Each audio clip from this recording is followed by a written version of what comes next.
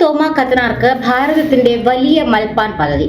പ്രസിദ്ധ സുറിയാനി പണ്ഡിതനും ദൈവശാസ്ത്ര വിദഗ്ധനുമായ കൂനമക്കൽ തോമാ കത്തനാരുടെ സമഗ്ര സംഭാവനകൾ പരിഗണിച്ച സുറിയാനി ഭാഷാ പഠനത്തിനും പൈതൃക ഗവേഷണത്തിനുമായി സ്ഥാപിതമായ saint Ephraim ecumenical research institute Kottayam അദ്ദേഹത്തിന് ഭാരതത്തിന്റെ വലിയ മൽപ്പാൻ പദവി നൽകി ആദരിച്ചു.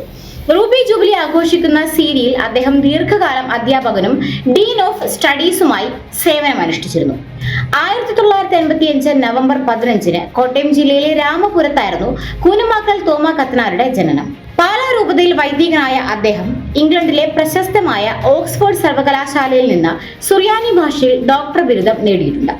സുറിയാനി സഭാ ചരിത്രത്തെ പറ്റിയും മാർ അപ്രൈം ഉൾപ്പെടെയുള്ള ആദ്യകാല ദൈവശാസ്ത്ര എഴുത്തുകാരെ പറ്റിയും നിരവധി ലേഖനങ്ങൾ അദ്ദേഹം അന്തർദേശീയ ജേണലുകളിൽ പ്രസിദ്ധീകരിച്ചിട്ടുണ്ട്. നിരവധി ഗ്രന്ഥങ്ങളും ലേഖന പരമ്പരകളും അദ്ദേഹത്തിൻ്റെതായി പ്രസിദ്ധീകരിച്ചിട്ടുണ്ട്.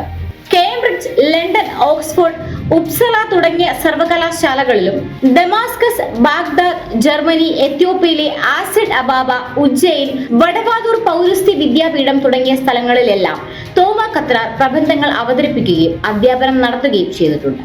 മലയാളം ഭാഷയെ സുറിയാനി ലിപിയിൽ എഴുതുന്ന പുരാതന സമ്പ്രദായമായ കർഷൂൻ രീതിയെപ്പറ്റി ഏറ്റവും ആധികാരികമായ പഠനം നടത്തിയിട്ടുള്ള വ്യക്തി കൂടിയാണ് അദ്ദേഹം. വിശ്വപ്രസിദ്ധ സുറിയാനി പണ്ഡിതനായ ഡോക്ടർ സെബാസ്റ്റ്യൻ ബ്രോക്കിന്റെ ശിഷ്യനുമാണ് അദ്ദേഹം. കോട്ടയം ജില്ലയിലെ കുറവരങ്ങാടിന് സമീപം കാപ്പുന്തറയിൽ സ്ഥിതി ചെയ്യുന്ന സുറിയാനി പഠന കേന്ദ്രവും സന്യാസ ആശ്രമവുമായ ബേസ് അപ്രൈം നസ്രാണി ദയറയുടെ സ്ഥാപകനും തോമാ കത്തനാറാണ്.